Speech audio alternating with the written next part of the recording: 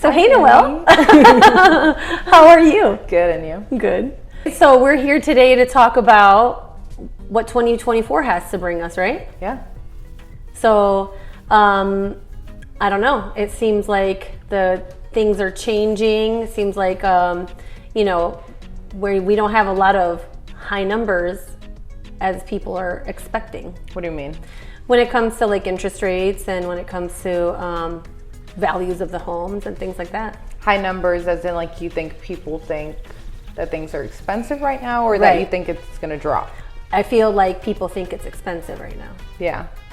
I think it depends on the way that you look at it. So obviously after COVID, the market definitely shifted. Home prices definitely did raise, and like us, we're here in Central Florida, and like what I always like to say is like we were fortunate enough to get away with living or having affordable housing this long, when in reality Miami has been crazy, South Florida has been crazy. So like I think it was only a matter of time before Central Florida started to pick up a little bit in terms of home prices. But also, yeah, definitely, COVID was just obviously like a freak incident in history and everything, it was just a crazy time. And I think that, at least from what I've seen, I mean, you're a real estate agent, you're in the field more, but like from what I've seen, I feel like home prices are finally starting to settle. Like you're not seeing big jumps anymore. No, yeah. You're seeing things for reasonable prices now again. Well, one of the things I've noticed too is that a lot of people are trying, because I do a lot of the new construction stuff. Yeah.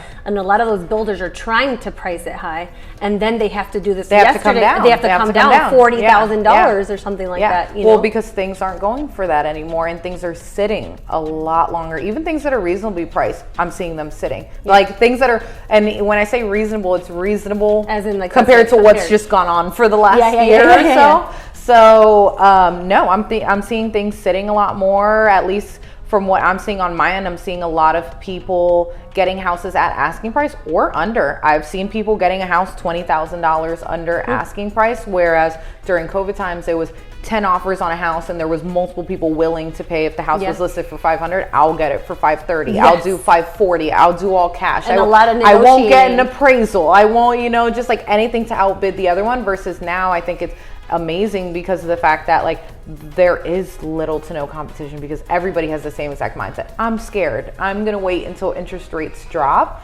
And so what do you think about that?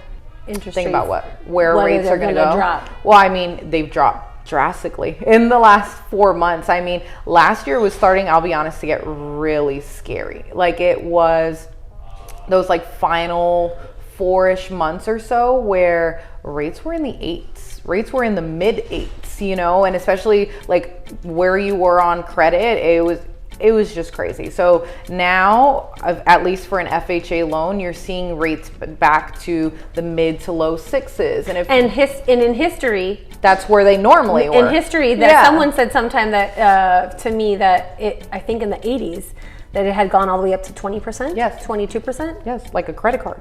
Like That's a credit crazy. card. Yeah, but people were outraged over 7 and 8. And I understand. I mean, if you got spoiled. They didn't live in the 80s. Yeah, but I mean, if you didn't live in the 80s, you've never purchased a home before, and then all you know is what you see in the media of where during COVID times rates were 2 and 3. If you're hearing 8, it does sound crazy, but in reality, that was the norm before this. And I was even talking to you about this, that there was a study put out that they asked a bunch of consumers, what would it take for you to get back into the market? Mm-hmm. And everybody said a rate in the 5s, like 5s, low 6s, and we're back there now again. I mean, people, if they have a little bit of extra cash, they can do an interest rate buy down, and they're getting rates in the 5s again. So I think that right now where rates have gone, I'm surprised because with how extreme it got at the end of last year in the 8s, like I was like, man, like that this means another terrible few months of where even if it does start coming down, it's going to slowly drop. I'm actually surprised at how quickly it dropped. Didn't it? Yeah. Yeah. Yeah, so where are you seeing it right now, the national number, the national interest rate? So for FHA, I'm seeing it starting in the 6s again. Okay. Obviously, credit plays a huge factor. So I feel like there's a common or a lot of people don't understand how interest rates work. Mm-hmm. So essentially, like if you log on to Mortgage News Daily, you can check that, and every single day, and I think even multiple times in the day, they update where the rates are at. But what they're not telling you is they're showing you where the rates are at for a prime borrower with amazing credit, 20% down and things like that. Because what happens is when you go to take out a mortgage, the bank wants to know a couple things about you. They want to know, where's your credit score? How much money are you putting down? What type of property? Like, for example, if it's a condo is more risky, so they're going to add a pricing adjustment because you're getting a condo. Interesting. Things like that. And essentially they spit out a rate they're willing to offer you for free based on your qualifications. So like now what you'll see. So whatever, when they give you a number, when a lender gives a potential buyer that number, whatever they're going to pay, that's what they qualify for. But that same person might not, or another person might not qualify for the same exact rate. Right. So that's why it's hard, because when you see a lot of promotional stuff out there, and like, for example, like you see it with new construction, you see in other places too, that you'll see like rates are in the 4s or what have you, you still need to qualify for that. And like, just because that person was able to get a 4 or 5 or what have you, doesn't mean that you with the 580 credit score is going to get offered the same thing, because you're not, you know? Right. I have actually a builder right now offering 2.99%. Yeah, with a temporary buy down though. So they're not advertising it that way. So like, that's another huge thing right now too, is like, let's say if you are extremely rate conscious and you want to get into the house and you want to feel the luxury of lower rate, something really popular right now is that temporary buy down. So it goes off of the starting rate. So let's say the starting rate was a 6 and you want to do one of those 3-2-1 buy downs. So that's year 1, what's 3 minus 6? 3. Year 1, we're at 3.5. Year 2, 4.5. Year 5, 5.5. And then years 4 through 30, you go back to that 6.5. And the idea behind it is, before rates ever get to that 6.5, you're able to just permanently refinance into one of those lower rates. Right. Yeah, but if rates don't change, now, yes, you got to enjoy for a couple of years that lower rate, but your mortgage payment is going to go up every single year. So I think it depends on your approach to it. I mean, the idea is to, like, hopefully 4 years from now, you're making a little bit more money to where the higher mortgage doesn't surprise you. But there are people that once that mortgage jumps now, they're not prepared to it. Either they've taken on more debt since they've closed because they got spoiled with the 2% rate. And they're like, oh, these are all the things I can afford. I can buy a new car because this is my mortgage. Now it jumps and the interest rate just keeps jumping. So I think it just depends.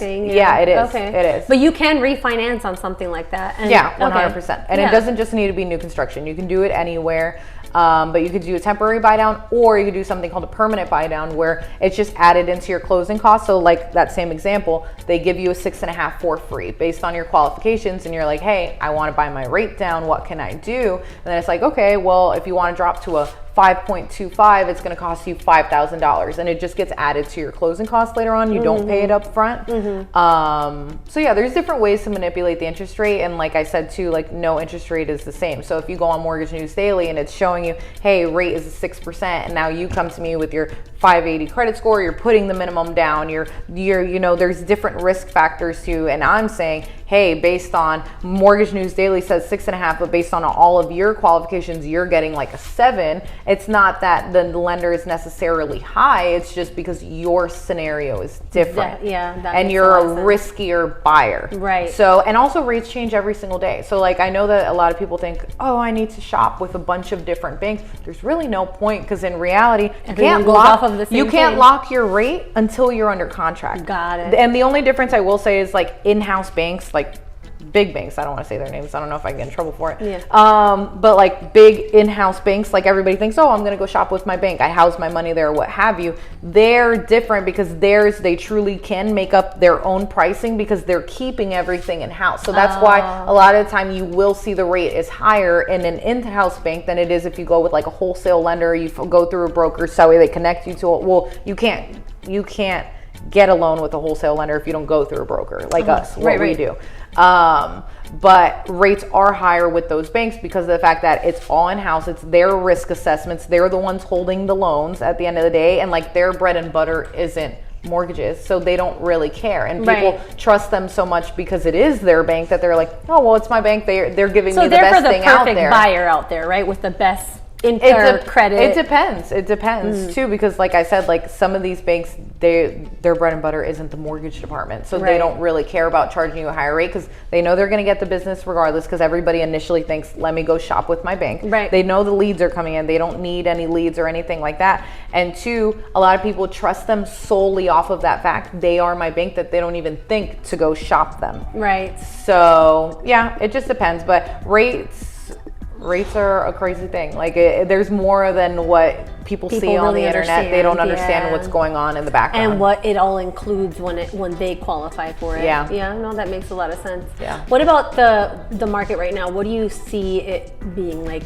Buyer seller's market, what are you feeling, what are you seeing right now off of like your everyday? Yeah, I think it's in the middle. Like I think that it's not a buyer or seller's market because I think there's leeway on both sides right now. We're in a really, really good spot that, like, even though I know people are intimidated because they did hear about rates being in the 2s and 3s and even at 5s, they're still not satisfied or what have you, and they're just praying that things do drop to that point. Like right now what I'm seeing too is actually and like I do the new construction, I don't do a lot of the resale, so but builders are giving a lot. Yeah. So it's giving that buyer more of the feeling of I have more flexibility. You know what I mean? I have more. They're giving a little bit more incentives. They're giving all that kind of stuff. Well, not even just builders, but just a lot of lenders now are coming out with down payment assistance programs that did not exist. Oh, yeah. Like during COVID times, nobody did down payment assistance whatsoever because there was so much business going on. They weren't going to spend the time giving out their money to people. They also weren't going to spend the time to underwrite those loans or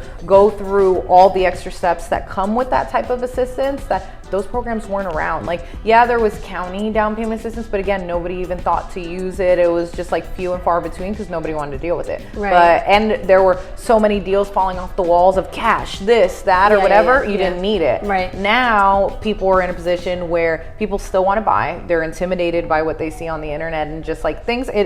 Prices have raised. Right. Interest rates have gone up in the last couple of years. So they're just intimidated in general, but they don't have money. Debt is at an all-time high right now. It is. Debt is at an all-time high to where they don't have the money. They need that type of down payment assistance, and lenders who never in a million years, they used to be like A-paper buyers only, that's all we want. Now they're like, hey, we have an in-house down payment assistance program just to try and drum up business and get people in the door and keep buying houses and realize that it is attainable. And even though the market isn't the perfect situation right now in somebody's eyes, I mean, I think it is never the right time to buy for every single person. I think it's very situational. Like it depends on your circumstance. It's always the right time to buy for other people. Yeah, it is. That's what I'm saying. It's very situational, like who can take advantage of what market. And like personally, I think that this market right now is an amazing time for first-time home buyers because of the fact that things are sitting. You're seeing concessions again, which is where the seller is giving you money to help with your closing costs, help for an interest rate buy down. Yeah. You know, things like that during COVID when deals were falling off the walls, it was, I'm not giving you anything. You're paying $30,000 over for my house, and you're giving me cash, and you're not going to do an appraisal. They're just sitting and back all and those waiting. things. Yeah, and they're just waiting for their house to sell. There was nothing to do. Versus now, they're like, I gotta get somebody in the door, so I'll give $5,000 towards closing costs. And realtors, that's why it's important to have a realtor on their side and not just be trying to either do it on their own or what have you. Yeah, and they need someone to back them up and negotiate on their behalf. Look at that contract and make sure everything is covering their back. Yeah. So you're able to get concessions. Homes are sitting. Homes are going at asking price or lower. Right. So really get into the home now. And then let's say if rates do drop back into the 2s and 3s, refinance out of it later. And it sounds cheesy when they're like, date the rate, marry the home. Yeah, I was going to ask you about that. I hate that saying. I hate it. I hate it. But if you can get into a house with little to no competition, get the seller to pay your closing costs. Rates are finally in the 5s again. If you're able to allocate a little bit of money towards a buy down, or if you just have amazing credit, you might get a 5. Do all that, refinance later on, no competition, versus everybody's sitting on the sidelines right now. Everybody's praying that rates drop or, that the market crashes or what have you, that if, God forbid, rates do drop into the 3s again or something like that, everybody's going to rush in and you're going to All go right those back to hedge putting funds, in all those 20 big offers on a companies house buying it. and taking months to go under contract versus now people, you get pre-approved, you can be under contract in 30 days. You can have your home because you're in it. Easy. Right. Now, tell me a little bit, because we had been talking about this, when it comes to getting a second opinion, right, Yeah. with a lender. You know, you go to a builder or whoever, right, Yeah. their own lender, and then you can provide a comparison and potentially even match that builder's options, correct? Yeah. So sometimes certain banks, certain lenders, builders, what have you, they have additional fees that other people do not. Right. So like that's why it is important, because with these builders, yes, a lot of times they're offering to get you in the door. Hey, we're offering money towards a temporary buy down so you can get a 2%. That's the advertisement that you're seeing. Or hey, we're offering $10,000 flat towards closing costs or whatever you want to allocate it towards.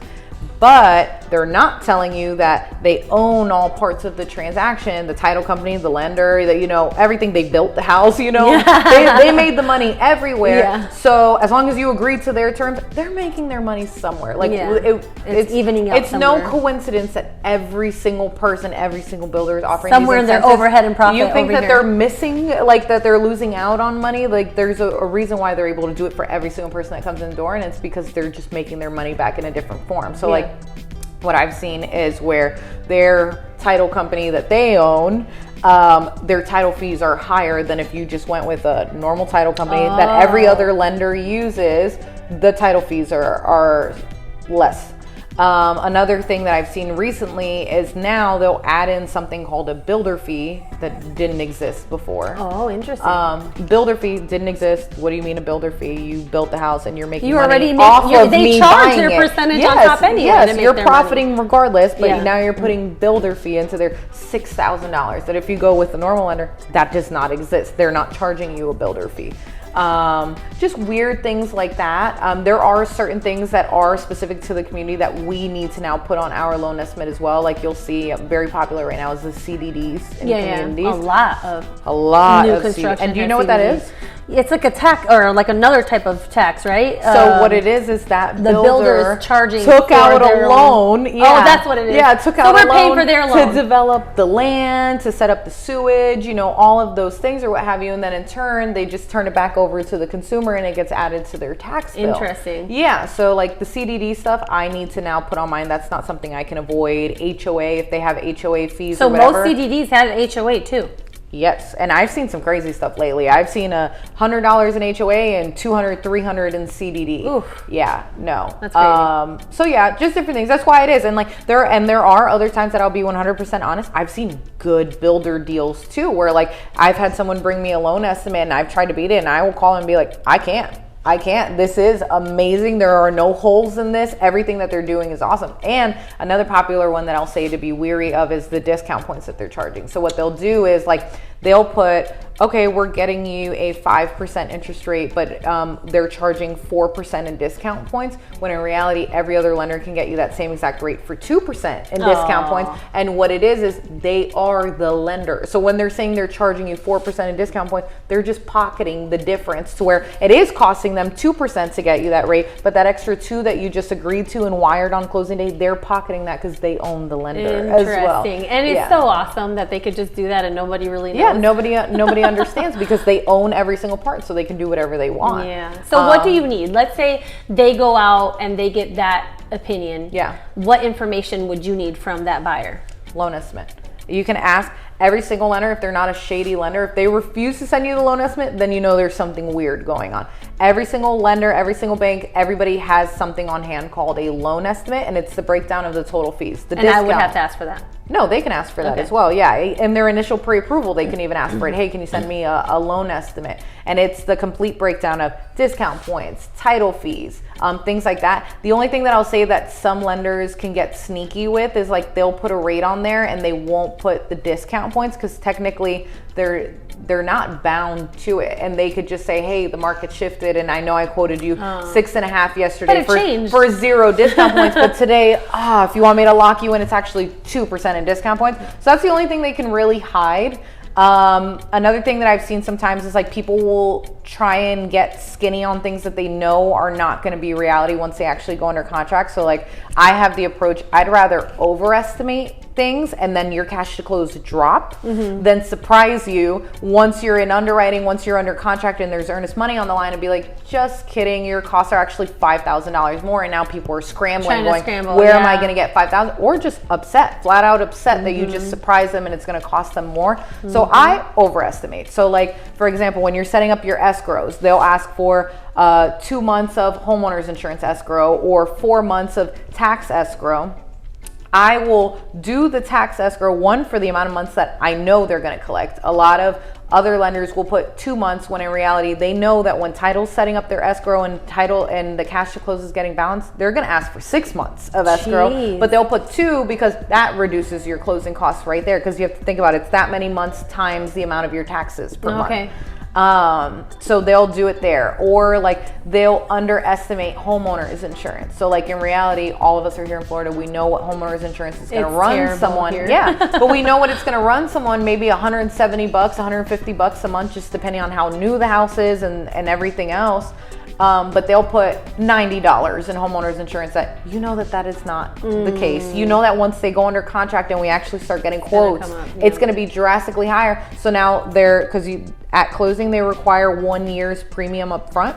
So if, let's say, you're quoting them a premium of $500 for the year, but in reality, once that premium is actually $2,000 for the year, their cash to close just went up $1,500 right there alone. Wow. Same thing with the escrow. They're escrowing 2 months worth of $50 a month, but in reality, if it's $150 a month, now their cash to close just went up another $300. Things like that. Are ways that people will try and get skinny and sneaky and stuff. But I'm always honest too, and I'll tell them, hey, they put on here that this is going to be that, and I'm letting you know right now, it is not going to be that.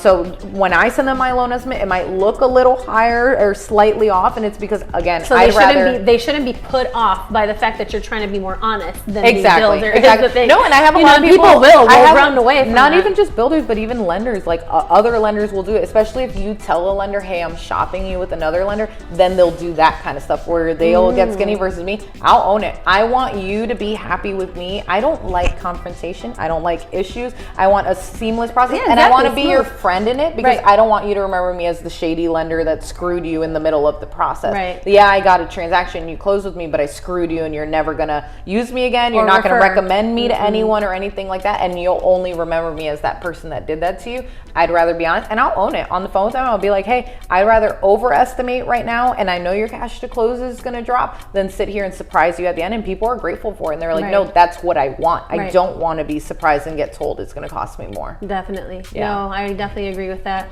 The buying process should be a smooth, especially for a first-time home buyer. You know how many people transparent.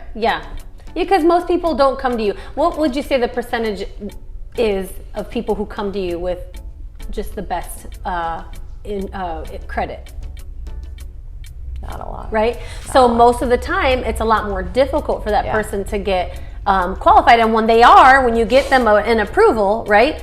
How many times is it that you have to go back and forth with paperwork and trying to justify things, right? So it's like my point is that at the end of the day, it's a lot better to make it honest for them, so it's not such a terrible buying process, because it can be that. Well, a lot of people, like in my experience, like either they've purchased a home before, they tried to get approved before, what have you, and like people are just blown away at how transparent I am or how much I do involve them in the process. Because I do hear the horror stories that they're like, oh, when I bought my last house, I didn't know what was going on. Nobody said a word to me. They would just ask me for this document and give me no context and things like that. Versus like, I feel like people in their head might forget, hey, some of these people really have no idea what they're doing. And this is the biggest transaction they're going to make in their life. Inform them. It literally does nothing. And personally, I feel like that's why all of my transactions, like anybody who goes under contract gets to the closing table, because of the fact that like we're all on the same page. You know what you're doing. Nobody's you're not wasting time. Nobody's wasting time. And like, you know, sometimes people do pull out of a transaction simply because they're so turned off by the loan process. They're like, you know what, I'm done with this whole thing. Actually, I'm just going to walk away with it. I'd rather you feel comfortable and know what's going on, because like I said, it's a huge transaction. You need to know what's going on. I mean, like even with a car, like to me, I still have no idea what goes on in the background when you No, buy a car. you never when know. they do the mysterious it feels like walk the to the Wall, back.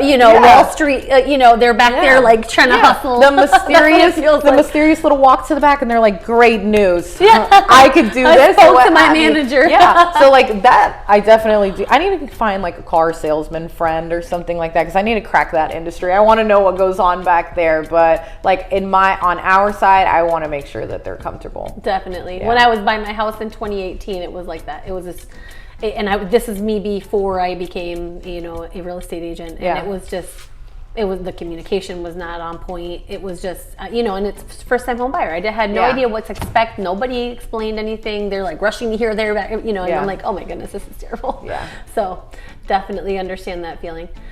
Well, thank you, Noelle, for meeting with me today and talking very casually about the home buying process and what to expect for 2024. 2024 is going to be an amazing year, I think, for the both of us. Yeah, I'm excited. Sounds good. Bye-bye. Si deseas relocalizarte a la Florida, comprar o vender su casa, por favor llámame, Jamie, the Running Realtor, y déjeme correr por ti. Gracias. This is my videographer, my son, Champ Terrell. Got anything to say, buddy? Are you happy to be here? Kinda, yeah. It's a sunny, hot day, huh? We're sweating. It's hot out here.